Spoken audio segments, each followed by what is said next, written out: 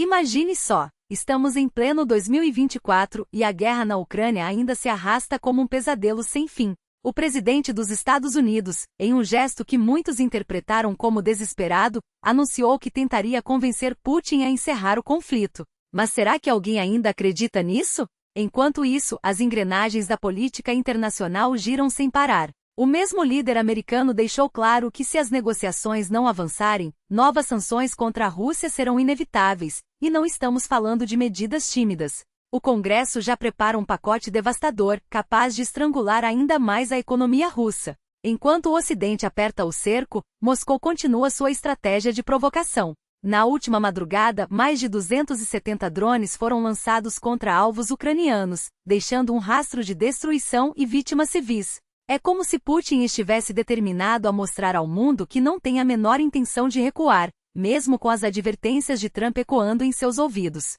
E não pense que a situação dentro das Forças Armadas russas é melhor. Soldados e blogueiros militares não se cansam de denunciar a incompetência dos comandantes, que insistem em táticas suicidas, sacrificando vidas em ataques desordenados. A mobilização não resolveu nada, pelo contrário, só acelerou o esgotamento de recursos humanos. Os recrutas chegam ao fronte em condições deploráveis, mal treinados e desmotivados. E o que dizer da sociedade russa? Aqueles que deveriam ser os primeiros a se preocupar com o futuro do país parecem mais interessados em perseguir migrantes do que em questionar as decisões do Kremlin. Os testes de cidadania que deveriam garantir o mínimo de integração são tratados como uma formalidade vazia.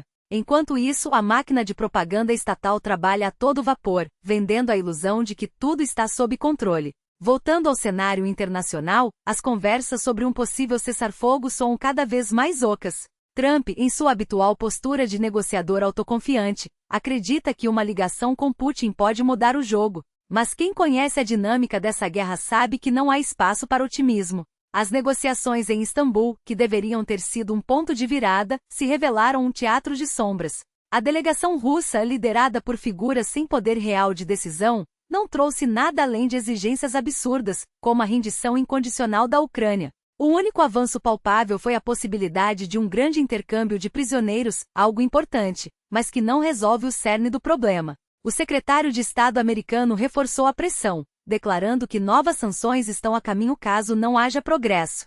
E não se engane, essas medidas não serão simbólicas. Elas devem atingir setores vitais como o comércio marítimo, estrangulando ainda mais a economia russa. Enquanto isso, a Turquia se oferece como mediadora, mas sua proposta soa mais como um gesto de boa vontade do que uma solução concreta. Afinal, quem acredita que Putin aceitaria um acordo que não lhe dê vantagens claras?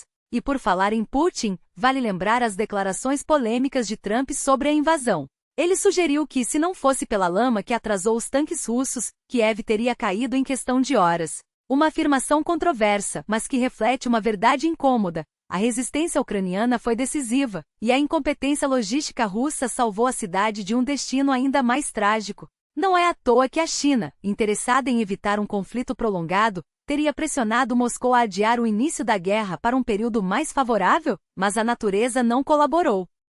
Enquanto o mundo assiste a esse espetáculo de horror, é fundamental manter-se informado e apoiar quem luta pela verdade. Este canal depende do seu engajamento para continuar trazendo análises profundas e independentes. Se você valoriza esse trabalho, considere se tornar um apoiador. Com uma assinatura, você garante acesso a conteúdos exclusivos, transmissões ao vivo e até mesmo ter seu nome mencionado nos vídeos. Além disso, temos uma parceria com a NVPN, uma ferramenta essencial para contornar a censura e acessar informações sem restrições. Em um mundo onde governos tentam controlar o que você vê e ouve, ter liberdade de escolha é um ato de resistência. A guerra não mostra sinais de acabar, e a cada dia que passa, mais vidas são perdidas. Mas enquanto houver quem se recuse a aceitar a narrativa oficial, ainda há esperança. O que você faz hoje pode fazer a diferença amanhã. Então, não fique parado. Apoie, compartilhe e faça sua voz ser ouvida. O futuro depende de todos nós. As memórias distorcidas e os relatos manipulados não resistem aos fatos. A propaganda russa, mesmo quando disfarçada de vozes respeitáveis, não consegue apagar a verdade. Kiev sempre esteve no centro dos planos de Moscou. As próprias palavras de um militar russo em serviço, lidas em um programa de propaganda, confirmam o que já sabíamos. Ao mesmo tempo em que recebemos a ordem de avançar, fomos instruídos a seguir diretamente para Kiev. Nosso objetivo era tomar os bairros governamentais e hastear a bandeira russa sobre o parlamento ucraniano. Havia até um sistema de apostas entre os soldados para ver quem seria o primeiro a fazê-lo. Não são suposições. São ordens reais, registradas por quem as executou. Então por que insistir na mentira de que a Rússia não pretendia tomar Kiev? Por que admitir o fracasso de um plano calculado para durar apenas 11 dias? Sim, 11 dias, não os 3 que a narrativa oficial tenta vender. Seria expor a incompetência de um regime que subestimou a resistência ucraniana e superestimou suas próprias forças. A cada derrota, a máquina de desinformação se reinventa. Primeiro negaram que queriam Kiev, depois dirão que nunca almejaram as regiões do leste, e por fim, alegarão que a guerra sempre foi defensiva. Enquanto isso, centenas de milhares de soldados russos são enviados para morrer em uma ofensiva sem sentido, e o mundo assiste à tentativa desesperada de reescrever a história antes que ela condene os responsáveis. Mas há algo ainda mais perigoso em jogo.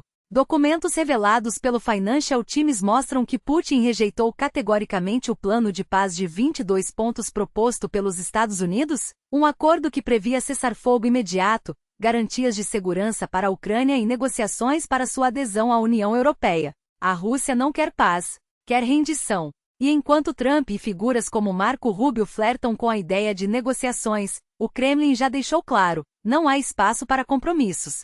A mensagem é simples, ou a Ucrânia aceita as condições de Moscou, ou a guerra continuará até que não reste pedra sobre pedra. Aqui a hipocrisia atinge níveis grotescos.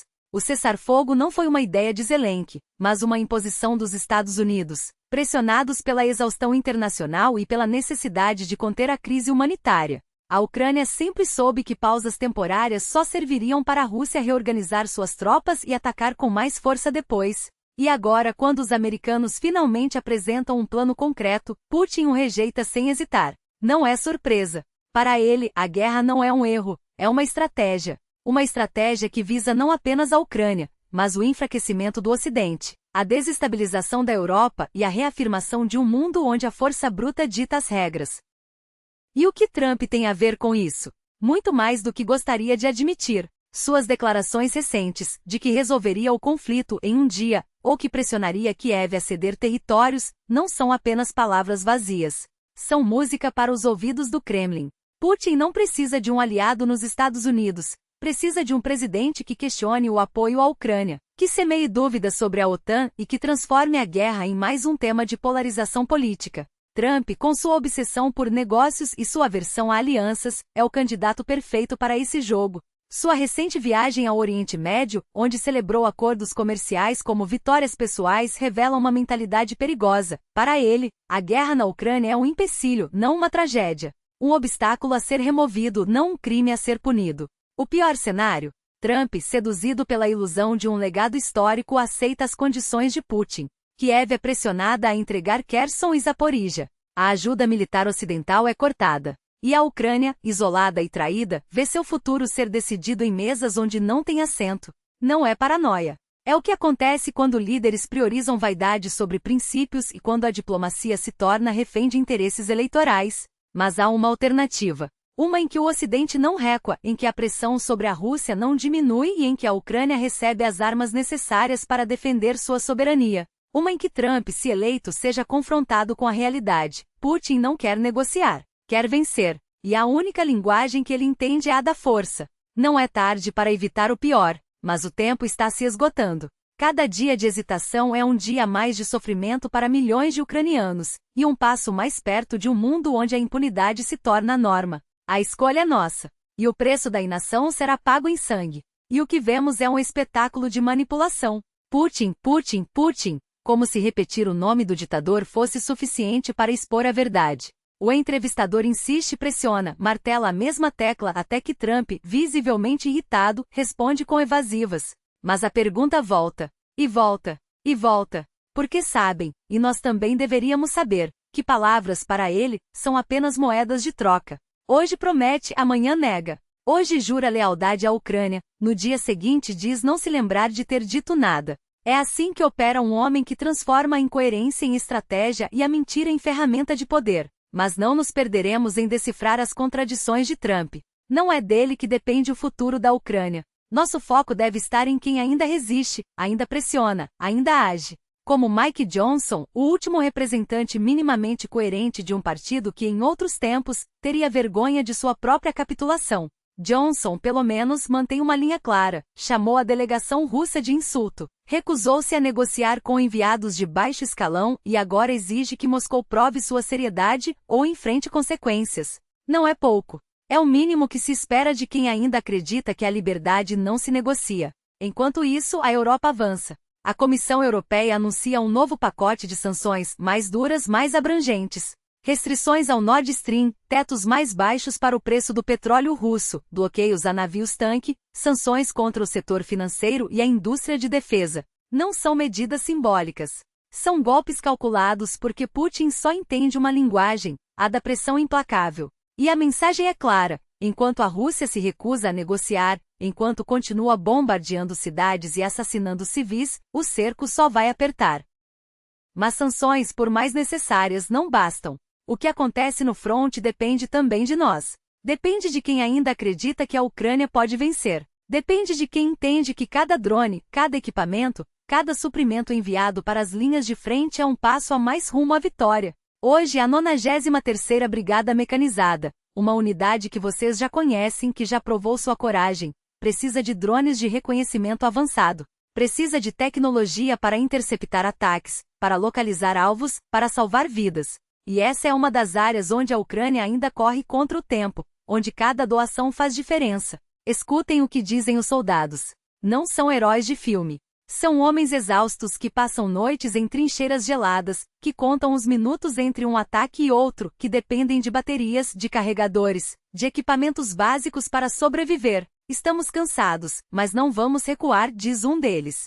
Cada drone que chega é uma chance a mais de voltar para casa. E é isso que está em jogo, não uma guerra distante, mas vidas reais. Crianças como o menino de 4 anos ferido no último bombardeio a Kiev. Mulheres como a que morreu sob os escombros de um míssil russo. Famílias inteiras que acordam com o som das sirenes e rezam para que as bombas não caiam sobre suas casas. Na noite passada, a Rússia lançou mais um ataque massivo. 250 drones e mísseis de diferentes tipos.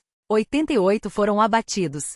Mas os outros encontraram seus alvos. Uma mulher morta. 3 feridos, incluindo uma criança. Escolas, hospitais, infraestrutura civil, tudo virou alvo. Enquanto isso, analistas russos já admitem, suas táticas de assalto são um desastre. Vídeos mostram soldados sendo enviados para a morte em ondas humanas, como se vidas fossem descartáveis. É assim que Putin vence, jogando corpos contra balas, contando com a exaustão do inimigo. Mas a Ucrânia não está exausta. Está resistindo, e nós podemos ajudá-la a resistir por mais tempo. Podemos garantir que os soldados tenham os meios para se defender. Podemos pressionar nossos governos a agir. Podemos, acima de tudo, não nos render à ilusão de que a paz virá sem luta. Porque Putin não quer paz, quer rendição. E a única forma de detê-lo é mostrando que a Ucrânia não vai se curvar. As doações são simples: monobanco, PayPal, criptomoedas. Cada real, cada dólar, cada euro conta. Não é caridade. É investimento na liberdade, na segurança de milhões de pessoas, no futuro de um mundo onde a impunidade não seja regra. O link está na descrição. E a escolha, como sempre, é nossa. Eles não estão apenas esgotando seus soldados, estão queimando suas últimas reservas de equipamento. Cada trincheira ucraniana que resiste é um prego no caixão da máquina de guerra russa. Porque Putin não está travando uma guerra, está jogando roleta russa com o futuro de seu próprio país. E o tambor do revólver já está quase vazio. Os números não mentem. Em 2020, a Rússia reativava tanques como se fossem latas de sardinha, 4.000 unidades em condições razoáveis. Hoje, restam apenas 3.360, e a maioria exige meses de reparos, quando não são sucata disfarçada de blindado. Os estoques de peças sobressalentes viraram pó. As fábricas que antes cuspiam 120 tanques por mês, agora mal chegam a 30. E os poucos que saem das linhas de produção são modelos antigos como o T-80, que a Ucrânia já aprendeu a destruir com a precisão de um cirurgião. Enquanto isso, os drones, esse sim a arma milagrosa do Kremlin, dependem de componentes chineses que Pequim já começou a bloquear. Um único aperto nas sanções secundárias, e a indústria russa de drones desmorona como um castelo de cartas. Mas não é só a logística que está ruindo, é o moral. Soldados russos, esses mesmos que Putin manda para a morte em ondas sucessivas, já não acreditam na vitória. Gravações vazadas mostram oficiais admitindo: uma nova mobilização seria um suicídio político. Os homens não vão se apresentar. Os que já estão no fronte estão exaustos. 4 anos de guerra transformaram jovens em espectros, corpos que resistem, mas almas que desistiram. E quando até os generais duvidam, o que sobra?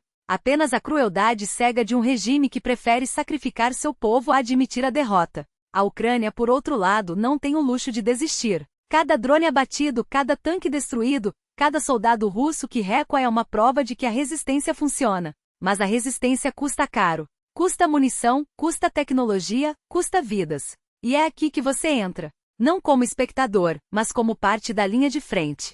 Porque cada doação, seja em criptomoedas, PayPal ou transferência bancária, é um tiro certeiro contra a máquina de guerra russa. É um drone ucraniano no ar. É um hospital protegido. É um futuro onde a impunidade não vence. O Ocidente tem as ferramentas para estrangular a guerra de Putin. Sanções secundárias contra quem alimenta a indústria de drones russa. Pressão diplomática para fechar as brechas que ainda permitem que componentes chineses cheguem ao fronte. Mas essas ferramentas só funcionam se forem usadas com determinação. E a determinação começa com a escolha de não virar as costas, de não aceitar que a barbárie seja normalizada, de acreditar que sim, é possível vencer. A Ucrânia já provou que pode. Agora cabe a nós garantir que ela tenha os meios para isso. O link está na descrição. A decisão é sua. Mas lembre-se, quando a história for escrita, ela não perguntará se você doou. Perguntará se você fez o suficiente. Mas a guerra não se vence apenas com táticas brilhantes. Ela se vence com recursos, e esses recursos não caem do céu. Cada drone que decola, cada bateria que é recarregada, cada operador treinado para caçar as tripulações inimigas exige investimento. Investimento que muitas vezes só chega às mãos dos soldados porque alguém decidiu não ficar indiferente. A Rússia joga sujo. Enquanto nós discutimos, eles avançam com propaganda, falsificam vitórias e transformam a morte de seus próprios soldados em espetáculo. Um grupo de 3 homens invade uma posição, hasteia uma bandeira e morre em minutos, mas a imagem já está nas redes, e o mundo acredita que aquele pedaço de terra está perdido. Enquanto isso, nossos combatentes são obrigados a verificar cada uma dessas farsas, gastando tempo e energia que poderiam ser usados para contra-atacar. E o pior, muitas vezes a resposta chega tarde demais. Mas há quem não aceite esse jogo. Brigadas como a 93ª e a 63ª provaram que é possível virar o jogo quando se tem os meios certos. Elas não esperam por suprimentos do governo. Elas se organizam, buscam doações, treinam seus próprios operadores e transformam cada drone em uma arma letal. O resultado? Posições mantidas, inimigos em pânico, territórios recuperados. Isso não é sorte. É determinação aliada à ação concreta. E é aqui que você entra. Porque essa guerra não é só sobre estratégia ou geopolítica. É sobre pessoas reais que acordam todos os dias sabendo que podem não voltar para casa. Pessoas como o comandante do 1º Batalhão da 47ª Brigada, que denunciou a falta de planejamento e a perda desnecessária de vidas. Pessoas que mesmo diante de generais incompetentes e burocracia asfixiante continuam lutando. Elas não pedem milagres. Pedem o mínimo para sobreviver e vencer.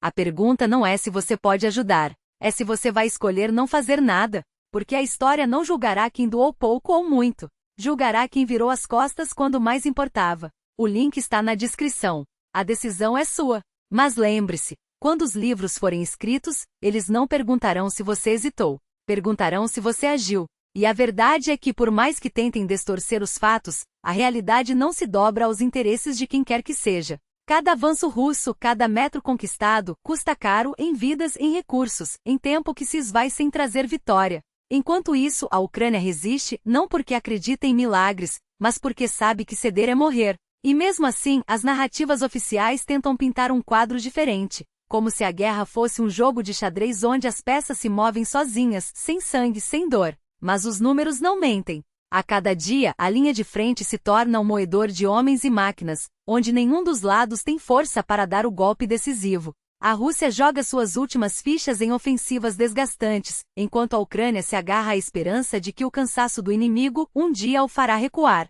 E no meio disso, civis pagam o preço não só com suas vidas, mas com a certeza de que, para os poderosos, eles são apenas estatísticas. Olhe para os dados que o Kremlin tenta esconder. A natalidade despencou para níveis históricos, a mortalidade dispara, e a cada mês que passa, menos crianças nascem em um país que insiste em falar de futuro. Mas o futuro não se constrói com propaganda, não se alimenta de mentiras, e muito menos se sustenta quando a verdade é trancada a 7 chaves, como se esconder os números pudesse apagar a crise. A guerra não vai acabar porque alguém deseja.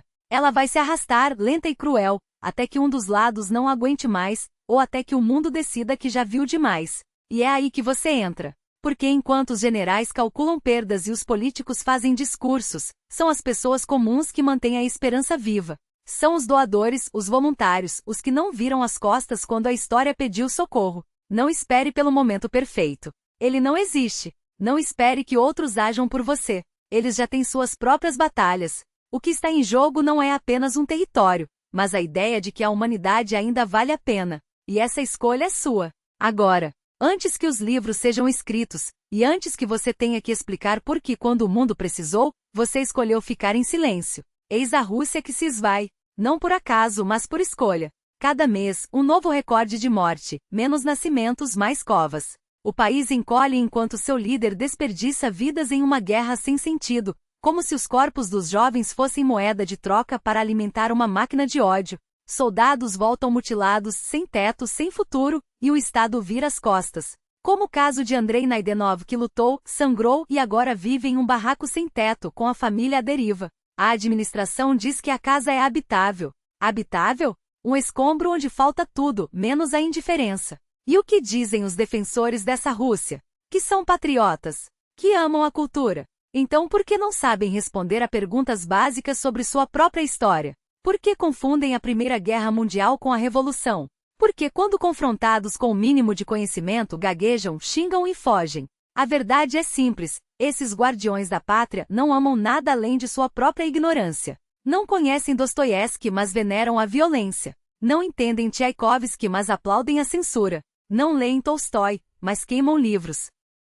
E o mais irônico? Eles se dizem superiores, mas são os primeiros a falhar no teste mais básico, o da humanidade. Enquanto artistas são presos, músicos são banidos e escritores são silenciados, eles celebram a destruição como se fosse glória. Mas a verdadeira grandeza da Rússia nunca esteve nas baionetas, e sim nas páginas que atravessaram séculos, nas sinfonias que emocionaram o mundo, nas ideias que iluminaram mentes muito além de suas fronteiras. Eles querem uma Rússia de sombras. Mas a Rússia que vale a pena, a de Pushkin, de Akhatova, de Shostakovich, não precisa de violência para existir. Ela já venceu o tempo. A questão é, de que lado você está? Do lado daqueles que apagam o futuro, ou daqueles que mesmo nas trevas ainda acreditam na luz? A resposta não está nos discursos vazios. Está nas suas mãos. Hoje, eles insistem em ditar o que a Rússia deve ser, uma nação de silêncios forçados, de verdades distorcidas, de uma cultura reduzida a cinza sob o peso de suas próprias mentiras. Mas quem, afinal, está certo? Os que defendem que a grandeza russa se mede pela obediência cega, pela repressão, pelo medo? Ou aqueles que ainda ousam acreditar que a verdadeira Rússia é feita de criação, de resistência, de vozes que se recusam a ser caladas? Os primeiros, claro, são maioria, pelo menos aos olhos do poder. Ou melhor, no poder eles são tudo. Os outros, exilados, perseguidos, rotulados de extremistas, terroristas, como se lutar por dignidade fosse um crime maior do que destruir vidas. Mas a batalha não se trava apenas nas trincheiras da política. Ela se trava nas ruas ocupadas, nos corpos violados, nas histórias que tentam apagar. E o que dizem esses defensores da tradição?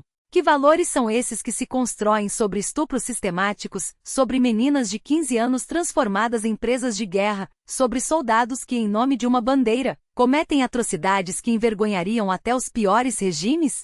Que moral é essa que se sustenta no silêncio das mães, no desespero das famílias, na impunidade que se repete como um ritual macabro? Eles falam em valores tradicionais, mas o que entregam é apenas a podridão de uma ideologia que confunde força com crueldade, patriotismo com barbárie. A Rússia que eles querem é uma farsa. A Rússia que importa, a que sobrevive nos versos de Mandelstam, nas notas de Tchaikovsky, nas mãos que ainda ousam pintar, escrever, sonhar, não precisa de violência para existir. Ela já é maior do que qualquer tirania. A questão não é quem está certo, é quem está vivo. E você, de que lado escolhe ficar? Do lado dos que enterram o futuro ou dos que, mesmo nas sombras, ainda acreditam que a luz pode vencer? A resposta não está nos discursos. Está no que você faz quando ninguém está olhando. Hoje,